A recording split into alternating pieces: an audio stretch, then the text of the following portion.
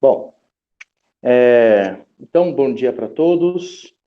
Sejam bem-vindos a esta videoaula sobre hermenêutica, em que nós vamos entrar um pouquinho no pensamento de Gadamer. Bom, nós falamos em aulas passadas que a hermenêutica tem uma história até chegar nessa concepção que nós temos de hermenêutica filosófica. E uma das coisas que mais tem mudado na história da hermenêutica é o seu lugar de atuação. Ou seja, as práticas de hermenêutica, elas mudaram de lugar de atuação durante todo o período histórico. Tá? Nós começamos com os chamados textos sagrados, depois fomos para o chamado período gramatical, onde a hermenêutica podia ser uma espécie de uma edição de texto, lá na prensa de Gutenberg, nós falamos um pouco disso. Depois falamos da diversificação da prática hermenêutica, ou seja, a hermenêutica vai para o direito, a hermenêutica vai para a linguística, filologia, e a hermenêutica vai para a teologia, né, como exegese. Bom, esses lugares todos, então, eles vão se diversificando até chegar num filósofo chamado Martin Heidegger, em que Heidegger, então, vai fazer uma modificação radical, vamos dizer assim, no lugar da hermenêutica. A modificação que o Heidegger faz é que a hermenêutica deixa de ser uma teoria que compreende a interpretação ou compreende as práticas da interpretação de textos para se transformar numa ontologia.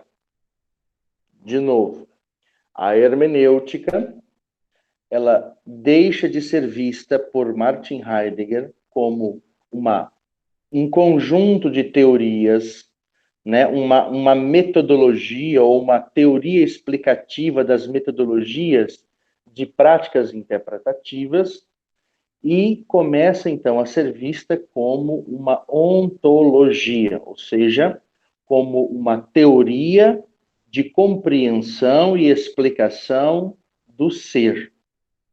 Tá?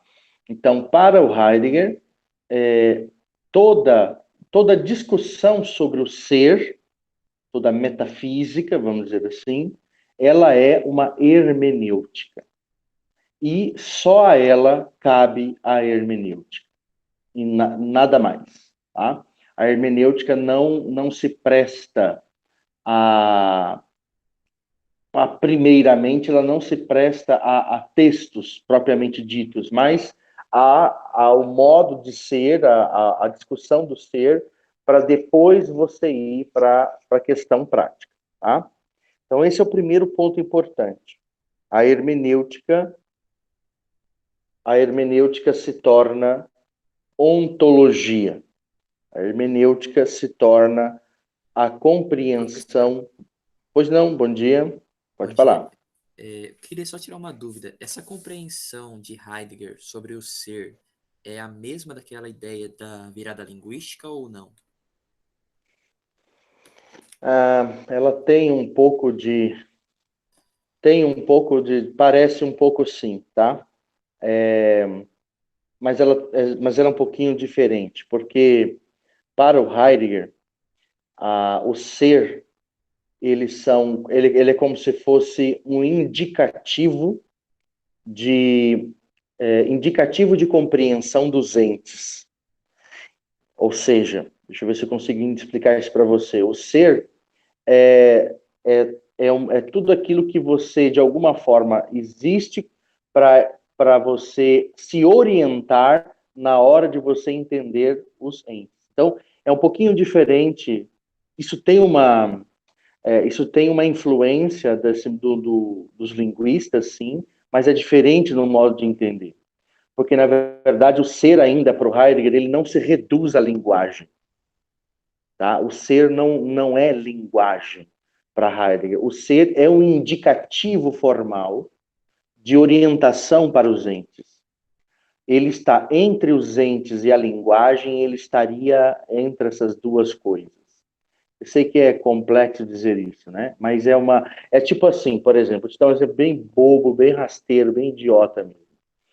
Por exemplo, quando você vê um martelo, você pega um martelo e você vê, intuitivamente falando, você, claro, adulto, né? Não estou falando uma criança. Porque uma criança intuitivamente colocaria tudo na boca, mas por quê? Porque ela está sendo orientada a pôr tudo na boca, porque ela faz dela. Mas intuitivamente falando, se você pega um martelo, você sabe que ele não é de comer. E por que você sabe que não é de comer? Porque essa orientação de que você olha para o martelo e aquilo não te dá nenhuma orientação degustativa, aquilo lá é o modo de ser dele, tá? Então, o ser para o Heidegger são essas orientações a priori de todos os entes que nos ajudam a mover no mundo. Ok? Então, ou seja, então a resposta é, ele é o mesmo da virada linguística? Não, não é. Ele parece muito a virada linguística, mas ele ainda não é. O ser não está reduzido à linguagem. Respondido? Sim, professor, obrigado. Nada. Então, como eu já adiantei para o Bruno, o ser, então, são essas indicações, esses guias prévios das coisas. Para o Heidegger, coisas são entes. Coisas, são entes. Elas existem, estão aí, colocadas no mundo. E a orientação para as coisas, o modo como eu me oriento, me movimento e me relaciono com estas coisas, é o que Heidegger vai, de alguma forma, entender por ser. Porque o ser é a determinação do ente. Ou seja, em termos gerais, em termos formais, se fôssemos fazer um conceito de ser, o ser seria aquilo que determina o ente enquanto ente. Mas o que é determinar o ente enquanto ente? É orientar-se no mundo a partir dos entes. Então, por exemplo, a cadeira, você olha para uma cadeira, o que você faz com uma cadeira? Você senta com a cadeira. Essa orientação prévia, que não está dada na cadeira, mas que você se movimenta a partir dela, isso é o ser da cadeira. O ser do carro, o que você faz com o carro, o que você faz com as plantas, o que você faz com os outros, o que você faz com tudo que existe por aí, está previamente orientado. Então, por exemplo, na relação com o outro, bom dia, professor Tiago, salve, salve. Isto, seja bem-vindo com as suas lágrimas e com todos os seus percalços. Seja bem-vindo, professor. Então, falando então da questão de que o ser, são esses indicativos formais, prévios, das quais nos orientamos no mundo. Seria como se fossem setas indicativas. Né? É como se cada coisa tivesse uma seta indicando qual é o caminho, qual é o seu manual de instruções que cada coisa tem, e que essas orientações prévias da qual nós temos acesso aos entes, isso é o ser. Tá? Não é um conceito tão simples, tá, gente? Eu estou tentando assim dizê-lo de uma forma bem simples, mas isso não esgota essa questão do ser em Heidegger. Lembrando que a filosofia contemporânea é uma filosofia que ela exige um pensamento mais assim, a gente tem que assim, como diz o outro, né? Desculpa a expressão minha chula, o pensamento contemporâneo é igual ao pensamento de vaca, você tem que ruminar, tem que mastigar, mastigar, mastigar, mastigar, e ainda correr o risco de não conseguir digerir aquele pensamento, tá? Bom, então a ideia do Heidegger é o seguinte: a existência ela é hermenêutica, ou seja, onde que você aplica a hermenêutica? Você aplica a hermenêutica ou a prática interpretativa na sua autocompreensão.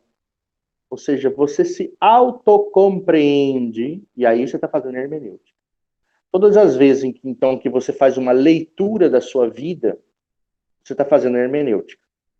Por quê? Porque você está fazendo uma leitura do seu modo de ser no mundo. Então, essa leitura do modo de ser no mundo é a hermenêutica, né? É isso que a gente está chamando, que Heidegger está chamando de hermenêutica. E aí, o Heidegger vai dizer o seguinte, que não tem como compreender nada no mundo se a gente não compreende a relação que essa coisa tem comigo. Então, por isso que a ideia do ser como indicativo está presente aí, né? Então, a relação que as coisas têm comigo é o modo de compreendê-las. Então, volto a dizer, né? Por exemplo, uma cadeira, que relação que ela tem comigo? Ela tem uma relação de função, de utilidade. Ela é um instrumento. Então, a minha compreensão da cadeira é que ela é, a partir de mim, um instrumento. O outro, o que o outro é? O outro é, a partir de mim, um igual a mim. Né? Então, eu olho para o outro. Bom dia, bom dia, Vitória. Seja bem-vinda. Então, o outro é aquele que eu olho para mim, me vejo e vejo que o outro é um outro de mim mesmo. Isso o Heidegger vai usar alguns termos técnicos que não convém agora, tipo ser para, ser com, ser em, que não venha agora a gente ficar discutindo essa questão. Né? Então, esse é um pouco da ideia da compreensão de hermenêutica para Heidegger, ou seja, é transformar a nossa existência no texto que eu vou compreender. Tá? Ou seja, quem é o texto agora? Então, o Heidegger, ou seja, a história da hermenêutica tirou isso dos textos bíblicos, levou isso para outros tipos de texto, e agora o texto para ser interpretado é a nossa própria existência.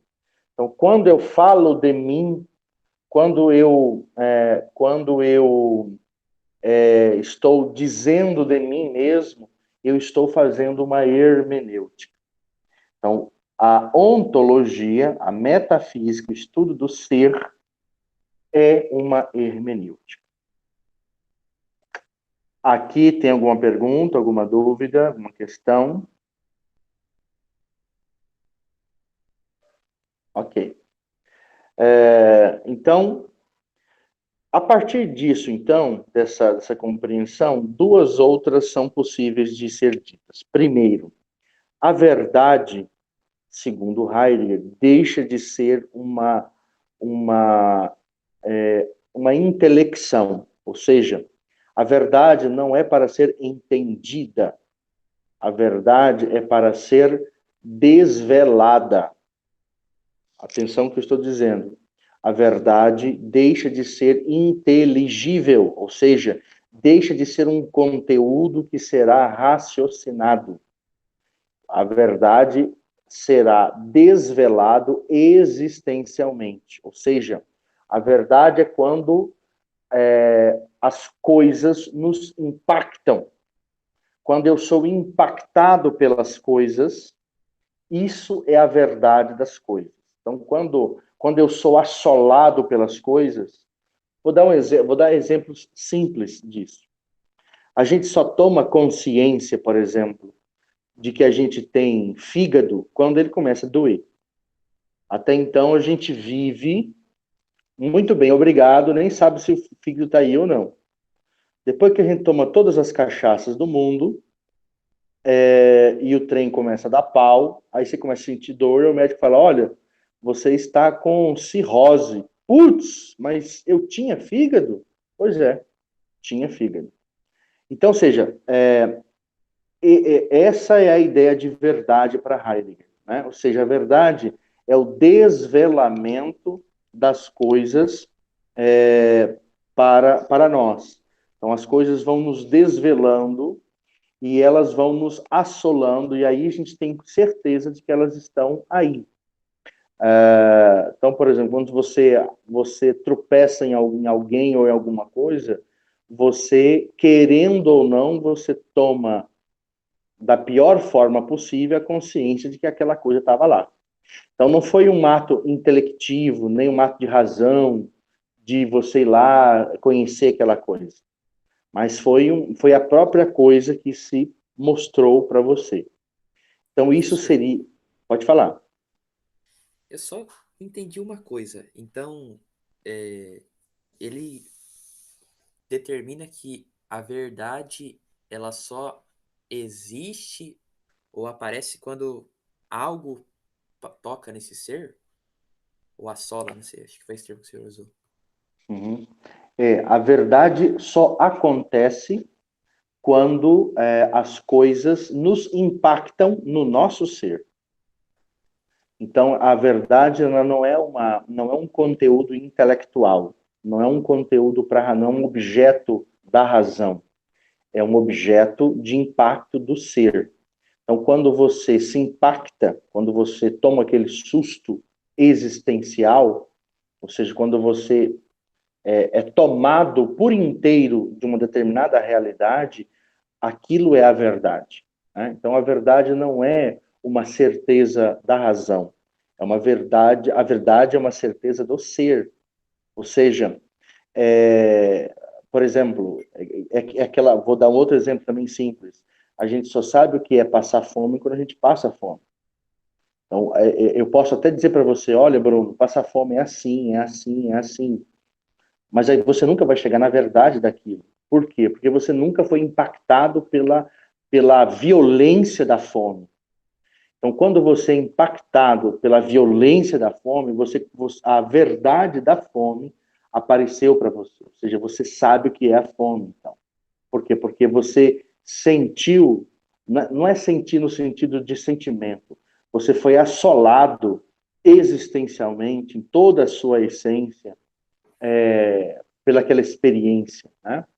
Então ele, Pode falar. eu, eu posso pensar então de forma resumida assim que ele tira a verdade do intelecto e coloca essa verdade nas coisas sensíveis, que seria esse Não, impacto, né? uhum. Não é nas coisas sensíveis, seriam nas coisas existenciais, porque não é só uma questão de sentimental.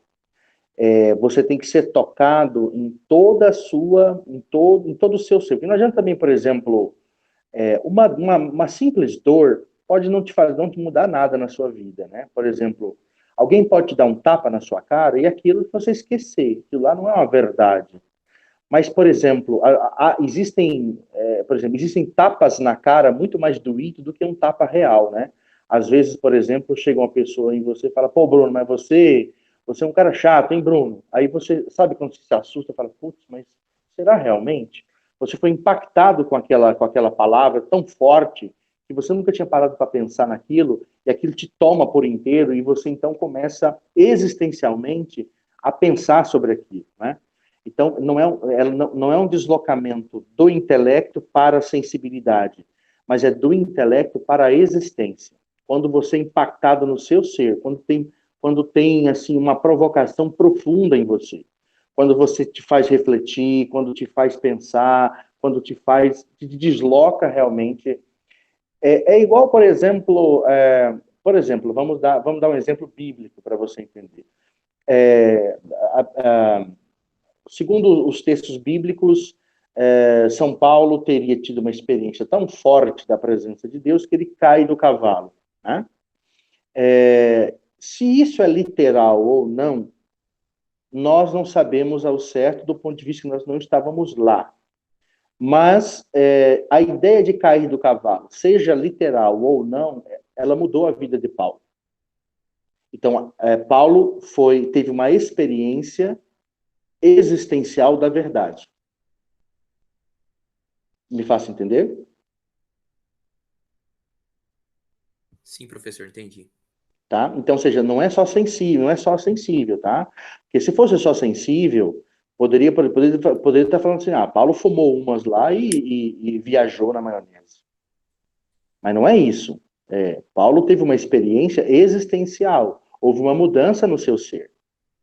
Então, ou seja, o impacto a verdade, ela não está condicionada. É claro que a sensibilidade também será afetada, mas a verdade não é uma propriedade da sensibilidade, a verdade é uma propriedade do ser. Então, ou seja, você tem que ser impactado de uma forma tal que você é tomado por inteiro com aquilo. Geralmente, quem trabalha com estética, quem trabalha com arte, entende melhor quando a gente fala sobre isso, né? Quando, por exemplo, quando você se depara sobre uma obra de arte, que aquilo te tira assim o fôlego, ou então que aquilo te faz assim, puxa, eu nunca tinha pensado nisso, aquilo te toma por inteiro. Então, esse tipo de experiência é o que Heidegger chama de experiência da verdade. É uma experiência existencial e que te impacta por inteiro. Não só sensibilidade, não só intelecto, mas é uma experiência assim, que provavelmente vai te impactar pelo resto da sua vida. Né? Essa que é a questão. Não sei se o professor Tiago quer contribuir um pouco em relação a essa questão, porque isso tem muito a ver com a área de vocês, né? Pô, você não impacta a vida das pessoas, fazendo as pessoas comprar esses produtos de vocês? Ai, ai. É que eu sou tímido, ouvido. Ah, Estou aqui meu aprendendo Deus. com vocês. Tá Sou bom. só um humano. Mas você tá dizendo uma coisa assim, muito próxima a nós mesmo, e inclusive é algo que eu comentei na aula de terça-feira. Não sei se os que estão aqui presentes conseguiram já assistir esse material, mas acho que para a gente ela fica uma questão de como que eu consigo trans, transcender o princípio da lógica em algumas situações. É isso mesmo. É isso mesmo, exatamente isso. Você tem que ir além da lógica formal, racional, porque senão, por exemplo, esse tipo de compreensão, por exemplo, dá base para você pensar, por exemplo, uma conversão religiosa, uma experiência transcendente. Se fôssemos dizer que isso é só sensibilidade, diria então que uma dor de barriga e uma experiência com Deus é a mesma coisa. Ambos são sensíveis, mas não é a experiência, o impacto da experiência de verdade que o Heidegger fala é uma experiência que transcende a sensibilidade e transcende a própria lógica das coisas, né? Bom, então eu vou para frente. E aí, então, essa mais ou menos é a ideia do Heidegger em relação à situação. Eu estou terminando o Heidegger para poder entender o Gadamer, porque senão a gente não consegue fazer a ponte. Então, para o Heidegger, a hermenêutica ela é circular, tá? Que o Gadamer também vai trabalhar com a ideia de circularidade. O que é essa situação hermenêutica? Todo mundo, quando vai interpretar, e claro que Heidegger está falando de interpretação da sua própria existência, né? Ele se posiciona no mundo e na vida em uma determinada forma. Então, ele se coloca no mundo de uma determinada maneira.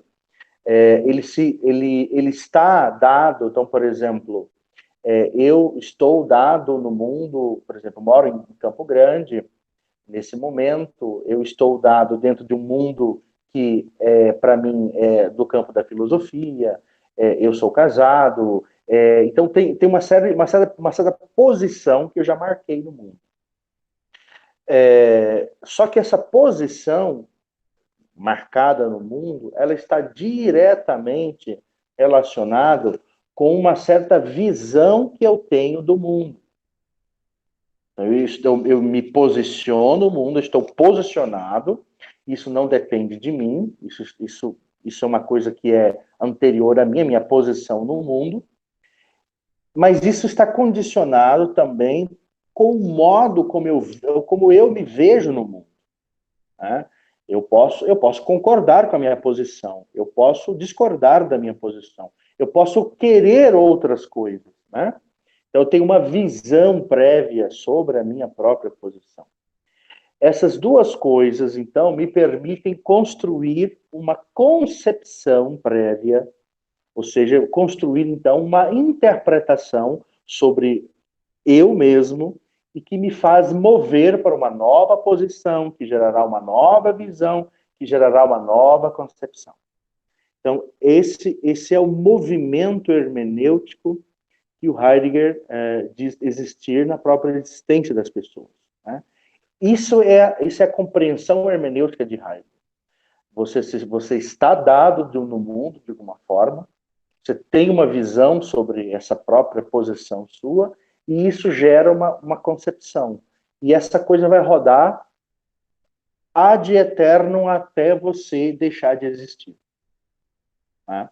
Então, seja, essa é a situação, vamos dizer assim, a situação do ser humano enquanto um ser vivente. Ele vive enquanto um ser que se autocompreende, que se auto-interpreta, e a cada auto-interpretação ele gera uma hermenêutica de si mesmo e gera decisões, gera postura, comportamentos e por aí vai.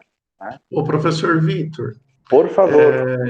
Eu quero entender só, nessa proposta de circular, ela prevê a atuação de outro agente que não o próprio ser?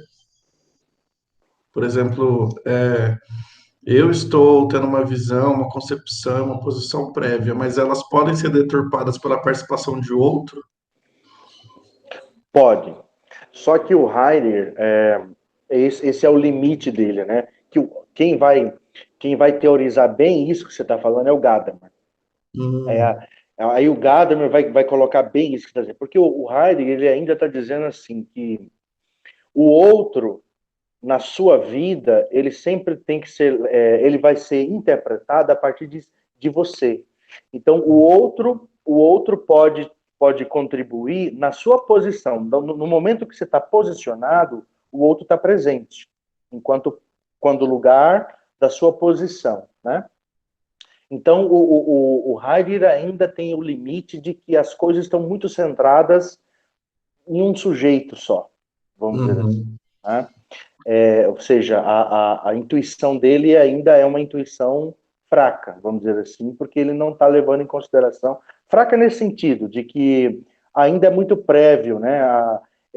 A partir dele, então, é que o Gadamer vai poder, então, alargar isso, e aí nós vamos adentrar naquilo que você está dizendo, porque aí nós vamos falar justamente do papel do outro nessa situação.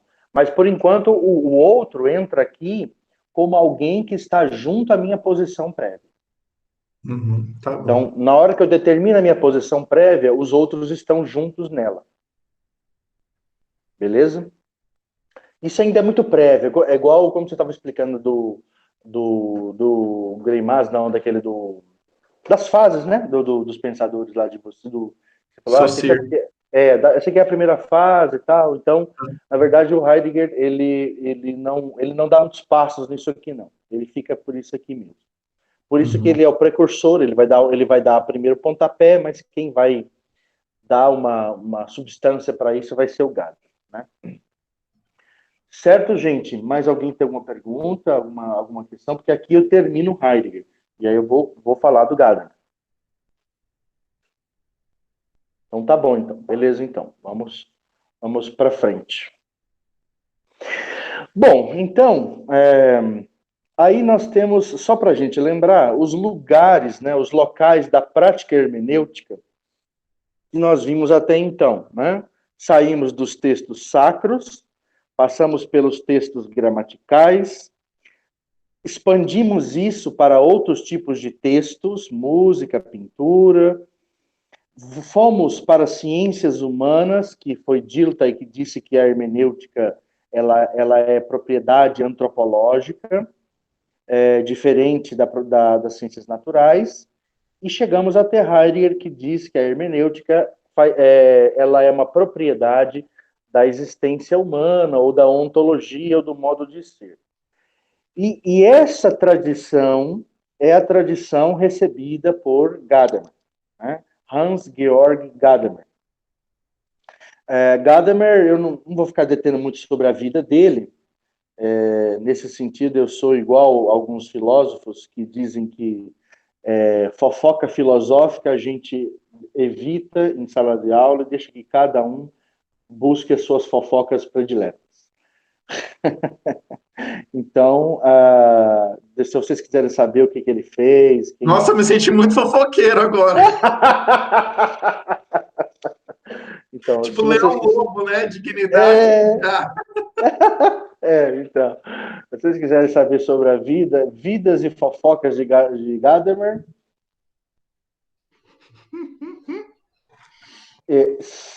eu entendo, Demas, que você quer falar. Eu posso... Abre o microfone e fala. Eu não enxergo para ler esse negócio, gente. Vocês têm que ter dó de mim, eu uso óculos. Mesmo assim, não serve para nada esse óculos. Tá, manda ver então, Demas. Manda ver. Eu tô brincando, eu só tô entrando no espírito esportivo de vocês. Eu não sou fofoqueiro, não, rapaz. Sai fora, larga a mão de fofoca. Eu só faço fofoca pra derrubar. Só faço fofoca pra derrubar de vez a pessoa, entendeu? Caso fofoquinha paralela, eu não faço, não. Não, eu sei disso. Isso aí não é da tua índole fazer isso, não. Isso aí a gente sabe que é tranquilo. Não é porque você tinha comentado que queria fazer um desabafo e tal, e eu disse que eu ia te ouvir, né? Aí, eu já confessei, agora não preciso mais. Então tá bom. Então tá bom. Eu já tô confessado, já tô misericordioso já, então larga a mão desse assunto aí. Tá resolvido, então tá, não, professor, já tô brincando, mas tá resolvido já. Era questão das atividades, das aulas, mas eu vi que todo mundo tá se solidarizando com a gente, então tá todo mundo em casa. Tá bom. Acho que então, a gente tá passando apertado também, vocês professores também estão passando bem apertado, então a gente entendeu lá de vocês também, e é isso, desse ponto que eu enxerguei. Tá bom, tá através da fala do Zanato, eu entendi o tamanho do tamanho da dificuldade que vocês estão tendo também, e muita coisa para vocês, então a gente tem que reconsiderar, tá bom? Tá ótimo, muito obrigado, meu irmão, tá? Eu agradeço, tá? Beleza? Valeu. Vou escutar aqui, valeu. Tá ótimo. Tá ótimo. Bom, então tá. Gadamer foi, o que eu posso dizer é que ele foi discípulo de Heidegger, foi aluno de Heidegger, e ele é um puxa-saco de Heidegger, mas ele também faz algumas críticas em relação a ele, né? O texto que nós vamos nos basear, que é o único texto que ele tem sobre essa discussão mais profundamente, é o Verdade e Método, que é esse que está aí no slide. Esse aí está o volume número 2, né? Coloquei a foto do volume 2, mas você acha volume único, não tem problema, tá? Então, Verdade e Método é o nome do texto que a gente vai estar dando uma olhada. De vez em quando, quer dizer, ou por exemplo, no caso hoje, vou pegar alguns comentadores para a gente introduzir a obra. Mas a ideia é que a gente pegue algumas coisas do próprio autor para discutir também, tá? Então, se caso alguém tem interesse em hermenêutica, Verdade e Método é um texto que vale a pena ter, tá? E o Gadamer é muito bom de escrever, ao contrário do Heidegger, que é uma peste para escrever, o Gadamer ele tem uma leitura muito legal, tá? Qual que é o objetivo, então, dessa obra? Volto a dizer, eu sempre estou fazendo isso por comparação para ver se a gente consegue mostrar bem a coisa, né? Na história da hermenêutica, lá no século XVI, começa a aparecer uma coisa chamada hermenêutica generalis, que foi com Dan Hauer, um hermeneuta do século XVI, que começa, então, a pensar a ideia de que se existe uma única teoria que fundamente todas as práticas interpretativas. Né? A ideia dele é pensar, será que existe um método único para todas as interpretações? E isso ele pensou como se fosse uma espécie de uma hermenêutica generalis. O Schleiermacher, que já é do século XIX, tem essa mesma intuição, pensar uma hermenêutica universal, um método que seja universal para todos. Essa ideia, então, ela vai começar a perder um pouco da força, dessa força de uma ideia de uma hermenêutica universal, e ela vai novamente cair em particularidades. Por exemplo, Dilthey vai falar que a hermenêutica ela é o método das ciências humanas, né, do espírito ou ciências humanas, ao contrário das ciências naturais. O Heidegger fala que a hermenêutica ela é um método de interpretação da existência humana. E qual é a proposta do Gadamer? A proposta do Gadamer é dizer que a filosofia só existe se ela for hermenêutica. Ou seja, não é criar um método hermenêutico filosófico. Não, é dizer, a filosofia é hermenêutica. Então, quando a gente fala de hermenêutica filosófica em Gadamer, nós não estamos propondo mais um método hermenêutico dentro da filosofia. Nós temos várias correntes filosóficas que são hermenêuticas. Você tem lá o tomismo, o marxismo, o idealismo, o platonismo, todos eles são métodos hermenêuticos. O que o Gadamer quer mostrar, na verdade, é que se nós quiséssemos definir o que é a filosofia é a hermenêutica. Então, a ideia dele é dizer que a hermenêutica só existiria enquanto filosofia, e a filosofia só existiria enquanto hermenêutica. Ou seja, há uma equalização entre hermenêutica e filosofia, de modo tal que, a partir de então, quem quisesse fazer hermenêutica deveria estudar filosofia. Não é nem um pouco pretensioso, né? Vamos lá, então. Então essa é a proposta do Gadamer. Hermenêutica filosófica. Ou seja, uma hermenêutica que determina o que é a filosofia e uma filosofia que é determinada pela hermenêutica. O texto tem 3 capítulos. O primeiro capítulo, ele fala da experiência da verdade na arte, que é a ideia do Heidegger, aquela ideia que eu estava explicando quando o professor Tiago chegou, ele chegou atrasado, mas chegou na explicação importante de entender a verdade como estética, e atenção, porque estética, volto a dizer, nós não estamos falando de uma estética da sensibilidade aqui, só da percepção sensível, mas a verdade ela passa a ser um impacto estético. E aí a proposta do Heidegger e do Gadamer é que a arte é talvez o caminho mais certo de encontro e de desvelamento da verdade.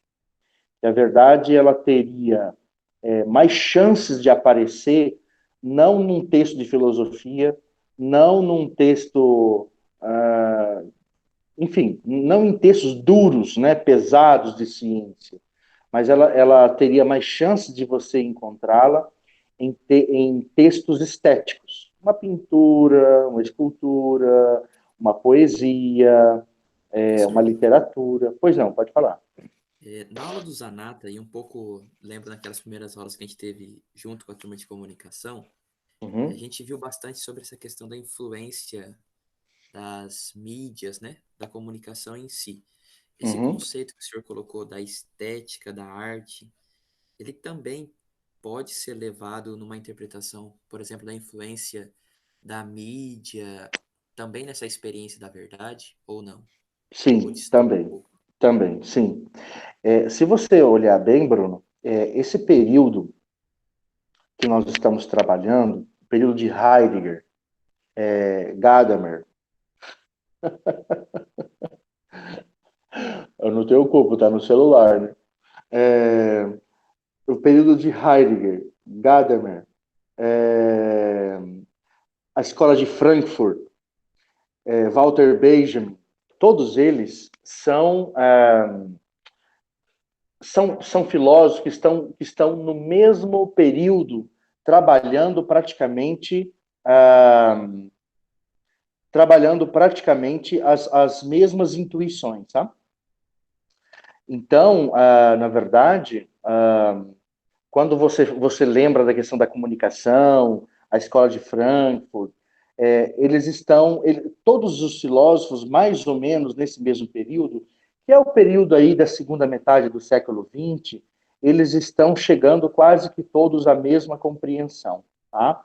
Ou seja, que compreensão? Que a verdade racional talvez teria chegado ao seu esgotamento e que, por isso, em detrimento do esgotamento da racionalidade e da verdade enquanto racionalidade, é que as mídias sociais e que a comunicação pôde explorar bem esse outro lado, entende?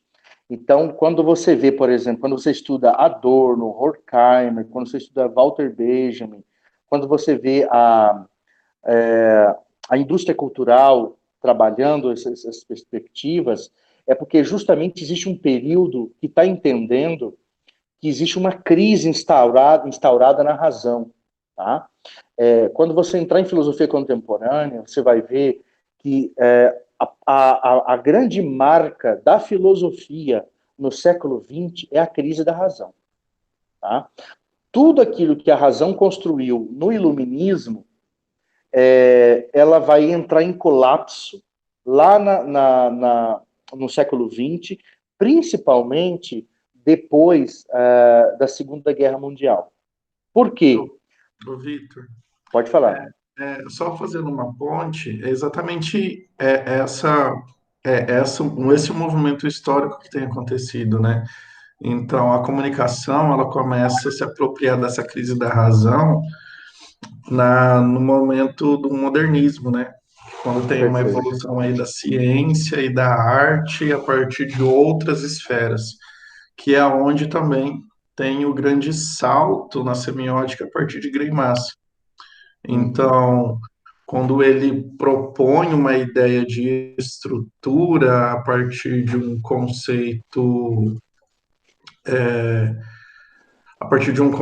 ligado à experiência, ao impacto daquilo, ele vai descrever muito, né, essa razão descrita aí por Gadamer, pelo que eu estou acompanhando, pela experiência do semi-simbolismo, né? Até onde esse método, essas estruturas que eu estou elaborando, ela consegue ter um impacto nesse receptor da mensagem. Então, isso tem uma razão aí na Idade Moderna, depois da Segunda Guerra Mundial, que é quando a comunicação ela começa a se apropriar de outros insights de outras ciências, né? Da psicologia, da sociologia, da antropologia, da própria semiótica, que é uma das experiências aí de evolução da filosofia até então. Perfeito, Thiago, exatamente isso. É isso mesmo. Viu, Bruno? O seu link foi perfeito, tá? É isso mesmo. Eu coloquei esse ponto aí, professor, porque a mim ainda ficou, assim, puxando muita reflexão aquilo que o senhor colocou da questão do impacto, né? Uhum. Porque eu lembro que o professor Zanata comentou um pouco sobre isso, né? Como que a mídia causa esse impacto. E uma outra coisa que eu queria colocar, o senhor vê que essa ideia de ser, né, da partir da experiência da verdade, é, Uhum. quando a mídia pega e a gente vê muito, né? Eles batem muito em cima de todas as pessoas, né? E a Uhum. gente vê uma influência muito forte. E o professor Zanato comentava que hoje já não se dá para falar muito que o homem consegue ser algo, né? Mas ele Uhum. tem que parecer algo, enfim. Uhum. É o que Ren vai comentar, né, na Sociedade da Transparência também. A minha outra dúvida era só nesse ponto. Senhor, como que eles vão, dentro da hermenêutica, vai ver esse problema quando a verdade se torna obscura? Por exemplo, se você escuta algo e você começa a desconfiar daquilo. Porque lá no começo a gente falava que a hermenêutica era essa questão, né, de fazer compreender o que estava incompreensível. Ela ainda Certo, está aham. presente aqui ou não? Ou é anulada? Só Isso, posso, Vitor, antes da sua pode, fala, pode sim. é até interessante, Bruno, você poder pegar e olhar para esse objeto de questionamento sobre qual vertente ou qual lente eu estou colocando ele para discussão, né? Até para não criar dele um demônio ou criar dele um anjo ou Deus, alguma coisa, né? Porque tem uma proposta frankfurtiana de análise sobre a comunicação, acredito até que o Zanata ele segue muito essa estrutura, e tem uma análise funcionalista também. Então, dependendo de qual lente você vai usar, você vai é, aumentar as interrogações do seu questionamento. Eu não sei como que Gadamer vai olhar agora para isso, mas dentro da nossa área, a primeira questão é, sim, vai ter um impacto. Agora você tem que perceber se esse impacto ele vai ser o positivo para a estrutura daquela pessoa ou não. Mas assim, esse lado de positivo ou negativo, ele tem que ser uma verdade percebida para a pessoa. E não eu de fora olhando se aquilo é bom para ela ou não. Só ela pode dizer isso. É Desculpa, Vitor. isso. Não, não, é isso mesmo. E com respeito à sua pergunta em relação à compreensão, nós estamos fazendo uma mudança de paradigma, Bruno, e eu vou falar também um pouquinho sobre isso, porque a hermenêutica, como você lembrou bem, ela dizia assim, a gente começa a compreender quando chega no obscuro, para e vira hermenêutica, né? Agora não. O Schleiermacher, eu falei nas aulas passadas, ele diz o seguinte, que existem duas práticas, uma mais relapsa e a outra mais complexa, ou mais robusta, né? E essa mais relapsa, eu estou falando relapsa porque ele chama de relapsa, tá? Assim, ele chama isso de laxa ou relapsa, né? Ou sei lá. Então, assim, ele diz o seguinte: você acreditar que você ler um texto e o fato de você ler aquilo, você já tem uma sensação de que está entendendo, isso já é compreensão, isso é muito pequeno, segundo ele, isso é muito restritivo. Tá? Então ele diz, e aí quando você, encontrei uma palavra que eu não sei, então eu vou entrar com a hermenêutica. Então ele diz assim, isso aqui é uma prática muito básica, muito simplória.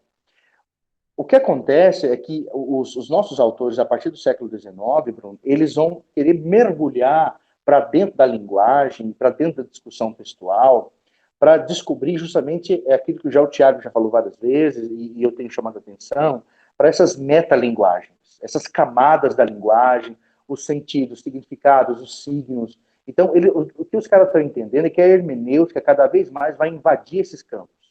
E que quanto mais você invade a linguagem, a verdade, como mera adequação da realidade, ou então apenas como um objeto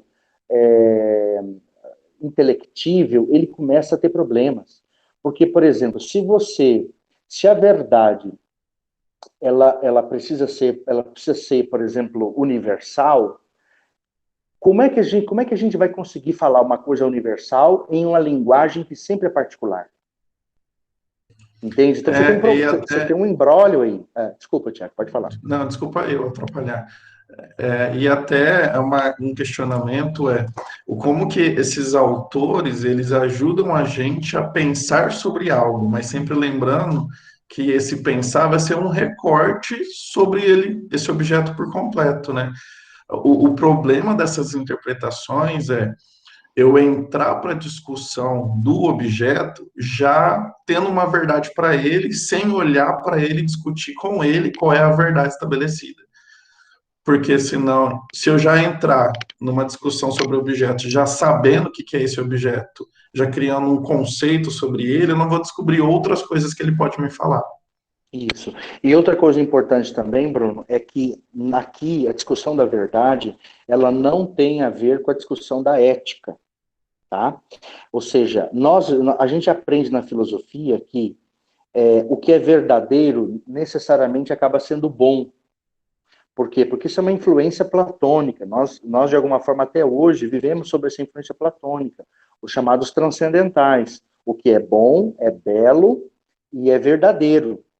Então, eu entendo quando você fala assim, mas professor, a mídia nos impacta hoje de forma negativa. E o senhor está falando que a verdade é o impacto. Então, como que pode ser o impacto ser a verdade? Acho que talvez um pouco a sua discussão é essa, não é? Se eu entendi bem. Sim, é isso mesmo. Né? Então, o que está acontecendo aqui, Bruno? A verdade e a ética, elas estão se divorciando, tá? A verdade, ela não precisa agora necessariamente ser boa e nem necessariamente te levar a comportamentos éticos. A questão é dizer assim, a verdade ela, vou falar como os sensacionalistas dizem, ela é nua e crua. Não há bondade nessa verdade, entende? Então, ou seja, você ser impactado pela mídia, por exemplo, igual por exemplo, você está sendo bombardeado todos os dias com uma enxurrada de informações sobre o Covid-19. Algumas são verdadeiras, ou algumas são mais reais do que outras, algumas são fake news, mas tudo aquilo te impacta. Este impacto é o desvelamento da verdade. Ou seja, de alguma forma, aquilo, seja bom ou ruim, fake ou não, é verdadeiro porque ele impactou o seu ser. Entendeu? É nesse sentido. Então, nesse momento, eu queria que você fizesse o divórcio entre verdade e bondade. Tá? Não entenda essas duas coisas como alguma coisa única. Beleza? Senão a gente pode gerar problemas com isso aí. Espero que tenha respondido e ajudado. Sim, professor, obrigado. Nada. Então, continuando aqui, eu falei do capítulo número 1, que tem a ver com essa questão da verdade e da arte. O capítulo número 2, ele tem a ver com a ideia da experiência e as ciências da verdade e as ciências humanas. Ou seja, o Gadamer, ele diz o seguinte, não adianta só a gente falar de verdade e ser sem a gente levar em consideração a historicidade do ser humano. O ser humano tem uma história, ele tem uma construção histórica a ser levada em consideração. Então você percebe que a discussão gadameriana, ela vai muito mais além do que do Heidegger, né? Você vê que o Heidegger ele cria aquele bonequinho dele ali, e agora o Gadamer não, ele está fazendo ele está tentando levar em consideração uma série de fatores. Então não basta só falar que a verdade implica na arte. É importante também mostrar que este ser humano que está sendo impactado pela arte ou pelo desvelamento da verdade, ele tem uma história. E existe uma história da estética, existe uma história da pessoa, existe um contexto da qual vivemos. Então, a historicidade e a simbolização da historicidade deve ser levada em consideração também. Então, o capítulo número 2 é o capítulo onde ele vai discutir o problema entre a verdade e a história.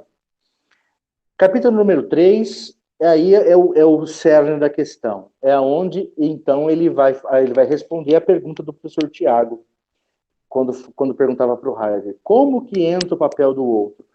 No fundo, Tiago, e aí a resposta é, no fundo, para Gadamer, a hermenêutica é puro diálogo. Aqui uma volta a Platão. Ou seja, não existe uma construção se não for dialógica. Ela está sempre, a compreensão ela é sempre no, e não é em mim, não é no outro, é no caminho, é no diálogo. Né? Ô, Vitor, então, eu já estava me questionando sobre isso, mas aí é uma grande aproximação daquela estrutura narrativa gramsciana, né? Quando o actante, sujeito, não importa se ele vai conseguir conquistar esse actante objeto de valor, mas é o processo de caminhada e jornada que ele faz para isso.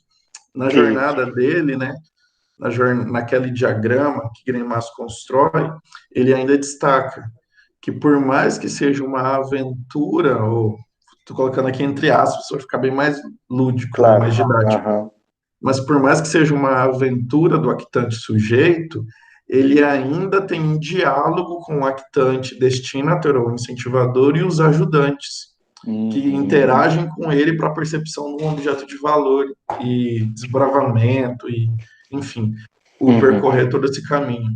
Tem um livro de Greimas, vou olhar ali um pouquinho, que chama Das Imperfeições, que eu vou até comentar na próxima aula, e ele diz assim, que o importante para o actante sujeito não é o fim, não Uhum. é essa busca ilusória para uma felicidade, porque a felicidade para o Greimas não existe aí. Uhum. Mas por que Certo. ele está querendo dizer isso? Porque ela vai ser breve. Eu me aproximo de um objeto de valor, que vou dizer que aquilo vai me deixar feliz, e depois que eu conquisto ele, eu procuro uma outra coisa. Uhum. Então, o grande cerne do sujeito, do actante sujeito, é a imperfeição, porque é na imperfeição que ele descobre a sensibilidade sobre os elementos construídos durante sua jornada. Perfeito, perfeito. E tá muito dentro dessa mesma ideia mesmo, Tiago, justamente isso, porque a ideia do diálogo é justamente isso, é a ideia do confronto. É exatamente isso, ou seja, a ideia da imperfeição é justamente isso, não é o fato de você já ir para um texto, então ir para, igual você no caso de uma aventura de um sujeito, não é ir e já encontrar, é ir e ter os desafios para encontrar, né, a coisa. Eu acho que está muito. Eu acho que essa intuição ela é muito presente. Você vê, o Buber tem muito essa coisa, eu e o tu, essa coisa do diálogo, da dialogicidade, do caminho, né? Isso é uma volta à dialógica platônica que é fundamental, né? Cada vez mais a ideia da intersubjetividade ela é mais presente na filosofia contemporânea, né? Tem até um exemplo, não sei se pode ajudar todo mundo aí, a gente pode discutir. Ele dá dois exemplos sobre o nível natural da vida.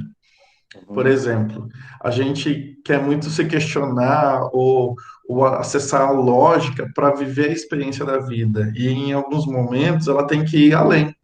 A vida é além da Uhum. lógica, né? Que é esse Uhum. movimento de impacto. E ele diz assim, ó, bem lúdico também. A nuvem que está carregada, pesada, pronta para chover. Ela não vai pensar, eu não posso chover aqui, eu não posso molhar aqui porque a Dona Maria acabou de lavar a roupa. Mas eu não posso também aqui porque o José acabou de lavar o carro. Mas se eu fizer aqui, vai estragar a construção do Antônio. Ele simplesmente chove. Ele está carregado e sente aquilo. Então, é a partir daí, aí o que o Greimas vai dizer nesse livro, que é a partir desse chover que ele vai tentar entender o que está acontecendo, não Uhum. tentar criar um sofrimento antecipatório sobre aquilo, que para ele Fantástico. só existe a partir da lógica. Quando eu Uhum. coloco muito a lógica à frente do sentimento. Uhum. Perfeito, perfeito. A ideia é um pouco essa mesmo. Todas esses caras eles estão de alguma forma botando em questão a lógica clássica e mostrando que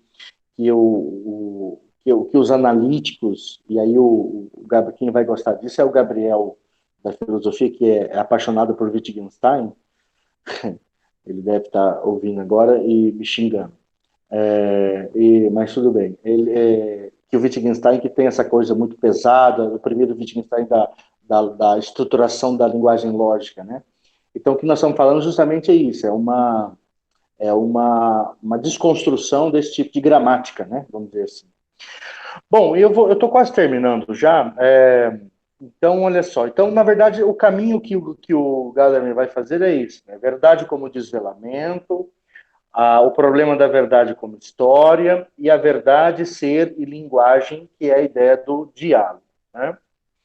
E aí vem aquilo que o Bruno perguntou, que eu respondi e adiantei, né? A hermenêutica, antes de Schleiermacher, ela é vista como uma teoria da interpretação, ou seja, ela parte da compreensão para a não compreensão, que é aquela ideia de que você começa a ler um texto e acha que está entendendo ele, né? Como se a mera leitura...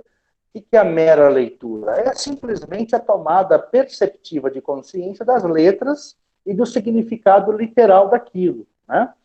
E você acha que está tudo bem, você faz a leitura rasa e aí, quando se encontra uma palavra que você não sabe, aí entra a hermenêutica. Isso é a hermenêutica antes de Schleiermacher. Com Schleiermacher para Gadamer, agora a hermenêutica ela muda de compreensão. Ela muda de ideia. A hermenêutica ela passa a ser uma teoria da compreensão e não mais uma teoria da interpretação, né? Olha só que interessante. Então, agora com Gadamer, por exemplo, o que é hermenêutica? Hermenêutica é uma teoria do compreender. Ou seja, estudar a compreensão agora é fundamental. Você não sabe, a gente nem sabe o que é compreender. Como é que eu sei que eu compreendi alguma coisa? Né? Ou seja, é botar em questão a própria situação de compreensão. Porque o fato de eu ler não me garante que eu compreendi. O fato de eu ter entendido a sintaxe de uma gramática não me faz dono da verdade daquela linguagem. Então, a partir do Schleiermacher, e o Gadamer vai beber disso, a primeira coisa que tem que ser colocada em questão na teoria hermenêutica é o compreender. Então, compreender o compreender é a hermenêutica. Né? O que faz a hermenêutica? Compreender o compreender. Então, ou seja, a hermenêutica não é mais simplesmente uma mera interpretação. Não é simplesmente você ir lá e interpretar o texto. A hermenêutica agora, ela é uma ferramenta extremamente poderosa que te leva a ir para os submundos da linguagem e começa, então, a te colocar em contato com essas camadas da compreensão, da significação, dos sentidos, de uma série de questões que o Tiago já nos colocou isso muito bem, semiótica e tal, essa coisa toda, que parecia ser muito simples até então, que parecia ser muito óbvio até então, né? Mas, ou seja, a compreensão nos faz ir para os porões da linguagem e nos mostra que a linguagem ela tem camadas que a gente não conhece, existem funções específicas. Por isso que, por exemplo, o Paul Ricoeur e o próprio Wittgenstein vai dizer que estudar linguagem é estudar gramática. Não na gramática no sentido de a gramática da língua, né? Quando a gente fala gramática portuguesa, mas o que é uma gramática? A gramática é a lógica interna e as funções da linguagem que nós simplesmente desconhecemos. Ou seja, estudar essa funcionalidade, né, gramatical da linguagem, ou seja, o sistema profundo da linguagem, isso agora é o papel da hermenêutica, né? Também. Então, aí você tem algumas compreensões sobre o que é compreensão. Então, para o Schleiermacher, ele vai dizer, compreender é você ir encontrar o espírito do autor. Eu já disse para vocês na aula passada que isso é uma influência paulina. Paulo é que diz isso, né? Porque Schleiermacher é teólogo, então ele diz assim, a letra mata, Paulo diz, né? A letra mata e o espírito vivifica. Então Schleiermacher entende o seguinte, que é necessário que você encontre o espírito do autor. Nem é o autor em si mesmo, mas é o espírito criativo do autor. Aqui tem um desafio lascado, né? Porque a ideia do Schleiermacher é como se você pudesse se reencarnar no autor e pudesse, de alguma forma, viver o que aquele autor viveu de uma forma tão clara que você entende o que ele queria dizer e o que ele não disse totalmente. Tá? É uma loucura meio estranha, mas é interessante o que ele fala. O Dilthey vai dizer que compreensão é expressões objetivas da subjetividade humana. Então, toda subjetividade humana ela é expressa em coisas objetivas. Por exemplo, ele vai dar exemplo, por exemplo, a história. Um texto de um autor é uma expressão objetiva de uma subjetividade. Uma pintura é a mesma coisa. O jeito que o cara guardava o carro, o jeito que o cara organizava a gaveta dele, o modo como ele a letra dele, tudo isso são expressões subjetivas da subjetividade humana. Então, compreender para Dilthey era isso. Heidegger, projeção existencial para fora de si mesmo, abertura. O que é compreender, então, para Heidegger? Compreender é estar aberto às novas experiências, aos novos impactos. Tem pessoas que estão fechadas para isso, tem pessoas que se fecham a, por exemplo, igual quando você tem... Dá um exemplo bem simples, né? Assim, por exemplo, quando você está num processo de enlutamento. Quando você está em luto, às vezes você se fecha para as novas experiências. Aquele luto te consome de tal forma que você se restringe a não mais querer se abrir a nenhum tipo de experiência. Né? Ou um divórcio, por exemplo, muito mal resolvido, ele pode te travar, né? Então, o que é compreender para a Heidegger? Quando você se abre existencialmente para os novos impactos. E você tem que estar aberto para isso. E aí você, então, compreender para ele é lançar a si mesmo para as novas experiências. Por que tudo isso é importante, gente? Porque tudo isso vai entrar na compreensão do Gadamer. Porque o Gadamer vai dizer que compreender é entrar em contato com o outro, seja no seu espírito, seja nas suas expressões objetivas, seja como abertura existencial, e a partir desse contato com o outro, você pesa, mede e dialoga com aquilo que ele fala. Então, é a ideia do diálogo. Né? Então, seja, a compreensão para Gadamer, ou seja, a hermenêutica começa no momento que você entra em contato. Entrar em contato é você se predispor a se abrir para o outro, permitir que ele te emita as suas expressões, seu espírito, tudo aquilo que ele é. Você tem que acolher esse processo, tem que fazer um processo de acolhimento, e aí, a partir desse acolhimento, é que então começa... Quer dizer, já começou lá no contato, né? O contato, acolhimento, pesar, medir e aí dialogar com o que ele fala. Então, tudo isso é hermenêutica para Gadamer. Entrar em contato, acolher, deixar ele falar, acolher o que ele fala, do jeito que ele fala, da maneira que ele quer falar. Enfim, você tem que acolhê-lo tal como ele aparece para você. E aí, a partir disso, então, você começa num diálogo, pesar, medir, e aí o conhecimento começa a acontecer. Né? Numa experiência impactante de ambos, que te leva, então, a uma estrutura linguística capaz de poder falar sobre aquela experiência. Bom, daí então, o Gadamer vai dizer que existe uma diferença entre a hermenêutica que ele propõe e a hermenêutica antes dele. A hermenêutica antes dele é o que ele chama de hermenêutica metodológica. Ou seja, hermenêutica epistemológica, se assim queiram. O que é uma hermenêutica metodológica, segundo Gadamer? É aquela que procura entender o texto, ser fiel ao autor, buscar a verdade, traduzir o texto, ou seja, é aquele procedimento positivista sobre o texto, em que você pega um texto, lê o texto, entende o texto, sintetiza o texto e reproduz o texto. Isso é a hermenêutica pré-gadameriana, ou o que ele chama de metodológica. E qual é a hermenêutica que o Gadamer está propondo, então? Gadamer está propondo uma hermenêutica filosófica, que é fazer o texto falar. Então, não é só ler o texto, você tem que deixar o texto falar. Às vezes, você tem que ouvir o texto. Às vezes você precisa decantar aquele texto primeiro, e não só fazer o processo da leitura.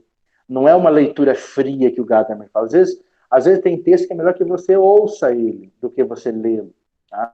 Tem texto que é melhor que você... Ou seja, a ideia é que você deixe o texto falar. Né? Você permita a abertura daquele texto para você. Segundo, que você abra as possibilidades de significação. Ou seja, a ideia não é como os positivistas, né? Entender o texto, o que ele falou? Ele fala isso, ponto final. Não. Todo texto, quando ele fala, ele me abre possibilidades. Ele abre novas maneiras de significado, novas falas, novas posturas. E aí aquilo que o Tiago falou, que você perguntou, Tiago, tá vendo? Ou seja, aqui é o papel do outro, porque sempre o outro e a outra terá vez e voz de fala e vai intervir no processo final. Tá? Buscar dialogar com o texto, ou seja, você fazer esse processo de vai e volta com o texto, e entender texto não só como texto físico, né? Texto é qualquer coisa que pode ser chamada de texto. Né? Seja a vida do outro, seja a minha vida, seja uma pintura, seja uma música, qualquer coisa que seja texto. E aí vem uma coisa, o Gadamer trabalha uma ideia que também o Wittgenstein trabalha, que é a ideia do jogo. Nem tanto ao céu, nem tanto à terra. Ou seja, nem se fixar demais nas regras gramaticais da linguagem, nas funções analíticas da linguagem, e nem só na subjetividade humana. Mas é entender que, por meio de regras, você pode ser criativo, você pode ampliar a linguagem, você pode construir objetividades, ou seja, o jogo, o que o Gadamer diz é o seguinte, é que a linguagem ela nos permite jogar. Eu posso jogar com a minha subjetividade, eu posso jogar com as regras da linguagem. Por exemplo, uma poesia. Uma poesia é um jogo de linguagem. Né? Ou seja, você pode brincar com a fala e aquilo ainda falar de coisas muito sérias. Você pode fazer uma denúncia, você pode escrever um texto de sociologia numa poesia. Fazer uma denúncia social muito séria, ou então escrever uma... Por exemplo, vou dar um exemplo interessante.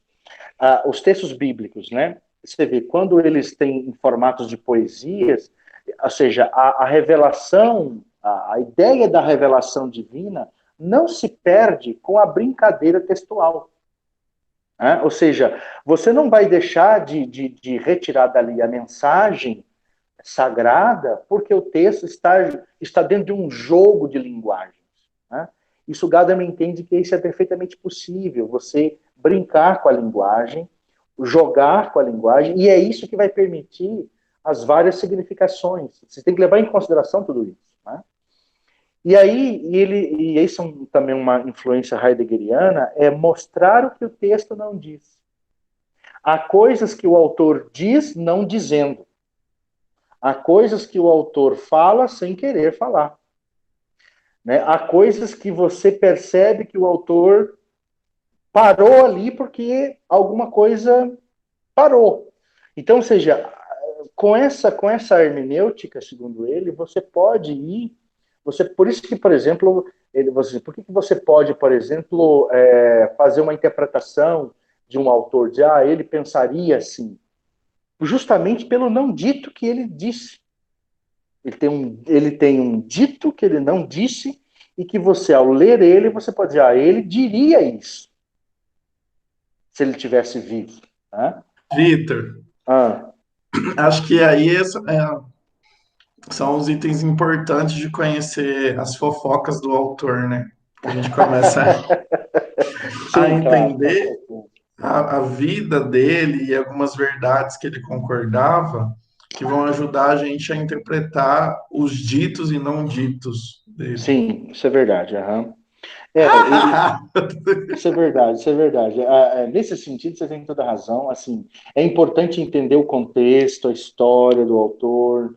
inclusive as fofocas que o autor produziu ou que foram produzidas por ele, né? Ou sobre ele, né? Sim, isso é verdade. O Gadamer me deixa muito claro. Eu queria parar por aqui, porque aí na próxima aula eu começo trabalhando, ou seja, isso é uma introdução ao pensamento do autor, né? E aí na próxima aula do Gadamer, eu começaria a discutir os conceitos dele, né? Eu não vou entrar em preconceitos ainda, vou deixar. Aí eu paro por aqui, se tiver alguma pergunta, alguma dúvida, e aí nas próximas aulas a gente vai então entrando nos conceitos os conceitos que são próprios dele, e aí depois então a gente pegar a parte do livro do cara e fazer uma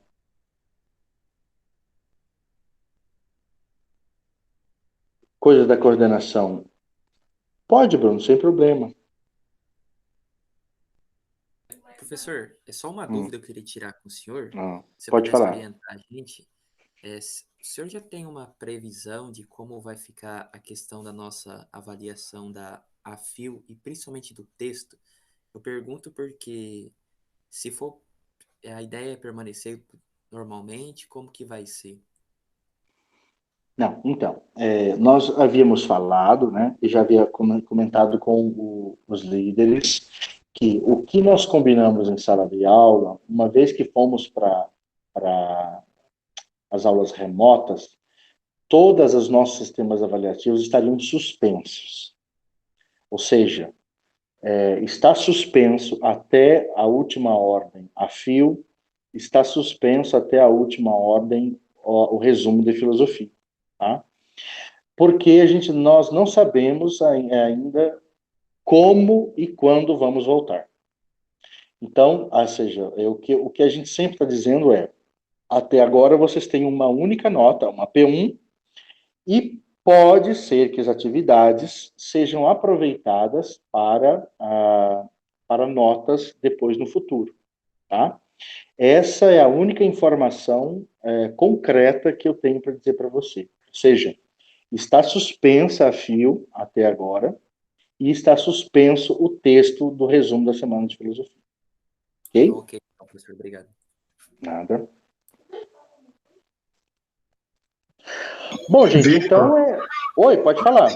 então, sendo assim, aquela questão da porcentagem da nota, ela seria desconsiderada, então, se viesse a não ter a fio e nem avaliação no texto filosófico? Ou seja, se está suspenso, toda aquela P2, que era porcentagem de um, porcentagem de outro, não terá mais. Ok. Certo, obrigado. Tá? Vitor, Pode falar, Tiago. Vitor e todos, eu vou pedir licença, eu vou ter que me despedir agora de vocês, que eu já tenho que começar uma outra aula, um outro Uhum. semestre. Já estão até me chamando aqui, Tá, beleza. tá Eu também bom? já Então, vou fazê-lo também o mesmo, porque os meninos também têm, acho que tem outra aula agora também. Mas é isso. Obrigado, Tiago, tá? Obrigado para todo mundo um aí. beijão para vocês, se cuidem da saúde também de vocês. Se tiverem alguma dúvida com o conteúdo que eu estou passando nas terças-feiras, pode me mandar e-mail, tá? rf3013@ucdb.br. Tô toda a tarde online respondendo, o que os outros alunos também estão encaminhando. Então, não fiquem com dúvidas e não procrastinem a dúvida também, senão ela fica maior. Um Deixa eu beijo, falar, amanhã, Vitor. amanhã a aula é sua, né? Eu dei aula terça-feira. Não, mas aí nós temos aula na quinta e na sexta, juntos, né? Um beijo, gente. Ah, amanhã, gente, não percam a aula do professor Tiago. A gente conversa sobre isso depois, tá, Vitor? Tá bom, Um beleza, então. abraço, gente. Tchau, Outro, tchau. tchau, tchau. Professor, Abraço, até mais. Fala, pode falar. é só Abraço, até uma mais. questão da aula do professor Tiago da terça. Geralmente ele tá. Eu não tô conseguindo acompanhar os vídeos dele, mas aí o senhor poderia deixar talvez um espaço nas aulas de sexta-feira, pelo menos uma aula, para que a gente pudesse assistir esse vídeo da terça? Porque na terça-feira, como a gente tá tendo praticamente as quatro aulas ao vivo, né? E aí a gente não consegue acompanhar a aula dele simultaneamente. Se a gente tiver essa possibilidade da sexta-feira fazer esse combinado, pelo menos deixar uma aula para nós. Bom, eu tenho que ver certinho, porque de alguma forma eu tenho que registrar essa aula, né? Eu poderia até deixar vocês assistirem o vídeo do Tiago. Mas primeiro vocês têm que garantir que assistiriam e eu teria que registrar isso de alguma maneira, tá? Porque eu não posso, o que eu não posso fazer é dizer assim, não, tudo bem, vocês fazem e não tem nada. O que eu posso fazer o Tiago grava na terça e aí na sexta-feira eu deixo uma atividadezinha sobre o vídeo dele e aí vocês fica como registro da atividade da aula dele. Pode ser? Eu acredito que seja melhor, professor, senão a gente acaba acumulando mais aulas assim, né? Ao vivo. E aí tem que fazer trabalho de todas essas atividades. Uhum. Tá, não, tudo bem, por mim Pelo não menos tem eu penso assim. não, por mim tudo foi, só eu falei, só tem que ter o registro, né? Porque senão quem fica com falta sou eu. Não sei os demais da turma, mas eu penso que seria melhor. Uhum. Bom, vejam entre vocês e me dão uma resposta. Peça para o representante me dar uma resposta até hoje mais tarde, pode ser? Pode ser, professor. Beleza. Beleza, então. Mas tranquilo, para mim não tem problema não, tá? Beleza, obrigado. Valeu. Tchau, gente, então.